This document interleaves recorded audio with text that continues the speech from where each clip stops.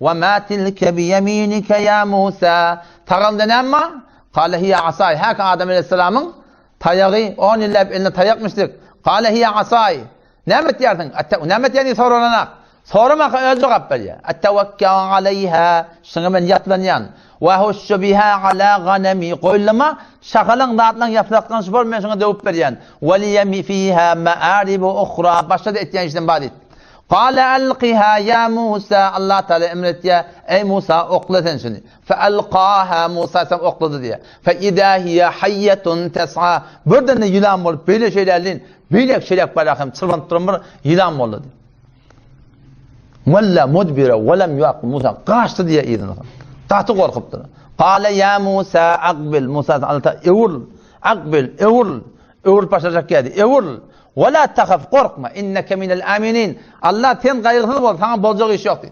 İnni la yakhafu ledeyyel murselun. İyi verilen peygamberler men yanına korkmaya. Berik gel şunun evuluk geldi diye. Kale khudha ve la tahaf. Tut şunu korkma dedi.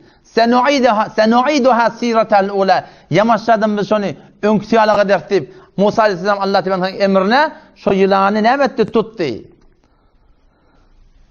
Avval elini burada dolap tutacak oldu. Yok mının ayır dediler. Elinden ayırıp koruğundan tutacak oldu. Yok mının da olmuyor. Ağzından tuttu dediler. Ağzından tuttu diyor adam. Allah'ın emrine ağası oldu. Olukan ders ne mi?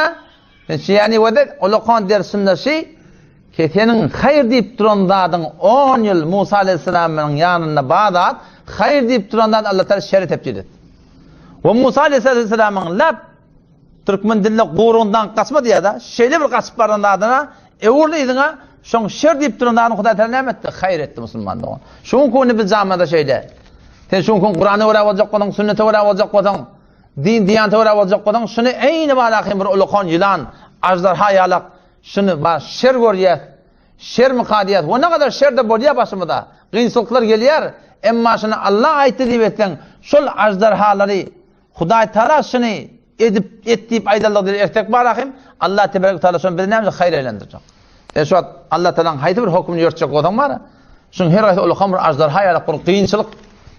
Beyar baştan şu an bazen halillerine oturuşmayacak valla. Avval ati oturuşayamıştın. O ne kadar böyle turdu yani biliyor musun? Ama Allah Teala şunu aydıptır. Adamdan yanına ajdarha şu. O bolcak adam bey. Huda ediptir deyip şunu ettin. Şol adamdan yılanını kökö diyen dadı. Korkup duran dadı. Allah Teala bir de ne yapacak şunu? Hayır aylandır.